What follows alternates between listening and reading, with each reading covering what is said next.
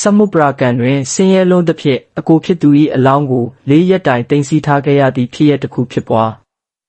စမုပရာကန်ဇန်နဝါရီ 3 ထိုင်းနိုင်ငံစမုပရာကန်ခရိုင်တွင်ဆင်းရဲနွမ်းပါးမှုကြောင့်တေဆုံးသွားသောအကိုဖြစ်သူ၏ရုပ်အလောင်းကိုတကြိုပေးရန်ငွေကြေးမရှိသဖြင့်နေအိမ်၌4 ရက်တိုင်သိမ်းဆည်းထားခဲ့သည့်စိတ်မကောင်းဖွယ်ရာဖြစ်ရပ်တစ်ခုဖြစ်ပွားခဲ့ပါသည်ဖြစ်စဉ်အကျဉ်း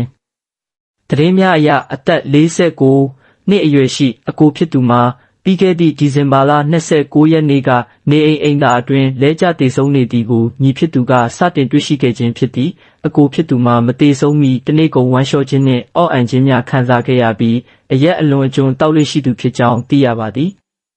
ငွေကြေးမရှိသဖြင့်အလောင်းနှင့်အတူနေထိုင်ခဲ့ရပုံညီဖြစ်သူသည်အကိုဖြစ်သူ၏ရုပ်အလောင်းကိုဘုန်းကြီးကျောင်းတွင်တကြိုပေးလိုတော်လဲလက်ဝယ်တွင်ငွေကြေးတစ်ပြားတစ်ချက်မှမရှိသဖြင့်မည်သို့လှုပ်ဆောင်ရမည်ကိုမသိဘဲဖြစ်နေခဲ့သည်ထို့ကြောင့်အလောင်းမှပုံနှံ့များမထွက်စေရန်အတွက်တကိုယ်လုံးကိုပေါင်တာမှုန့်များလိမ့်ကြံပေးကအလောင်းနှင့်အတူတအိမ်ထဲတွင်4 ရက်တိုင်အတူနေထိုင်ခဲ့ပါသည်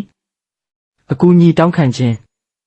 4 ရက်မြောက်နေ့တွင်အလောင်းမှအနံ့အသက်များပြင်းထန်စွာထွက်ပေါ်လာသဖြင့်ညီဖြစ်သူမှာအင်းဤတငယ်ချင်းတဦးထံဖုန်းဆက်၍ငါမှာအကိုကိုတကြိုဖို့ပတ်စံမရှိဘူးအလကားတကြိုပေးတဲ့ဘုန်းကြီးကျောင်းရှိလားဟုအကူအညီတောင်းခံခဲ့သည်တငယ်ချင်းဖြစ်သူကဤသို့လုပ်၍မရကြောင်းနှင့်ရဲစခန်းသို့အမြန်ဆုံးအကြောင်းကြားရန်တိုက်တွန်းခဲ့သဖြင့်ရဲတပ်ဖွဲ့ထံဖုန်းဆက်အကူအညီတောင်းခံခဲ့ခြင်းဖြစ်သည်နောက်ဆုံးအခြေအနေရဲတပ်ဖွဲ့ကရောက်ရှိလာချိန်တွင်ညီဖြစ်သူကငွေကြေးမရှိသဖြင့်ယခုကဲ့သို့ထားရှိခဲ့ရခြင်းဖြစ်ကြောင်းမျက်ရည်ကျကာထွက်ဆိုခဲ့သည်လက်ရှိတွင်ရဲတပ်ဖွဲ့ကတေဆုံးသူ၏ရုပ်အလောင်းကိုတေဆုံးရသည့်အကြောင်းရင်းမှန်ကန်စေရန်အတွက်ဆေးရုံသို့ပို့ဆောင်၍ခွဲစိတ်စစ်ဆေးမှုများပြုလုပ်လျက်ရှိကြောင်းသိရပါသည်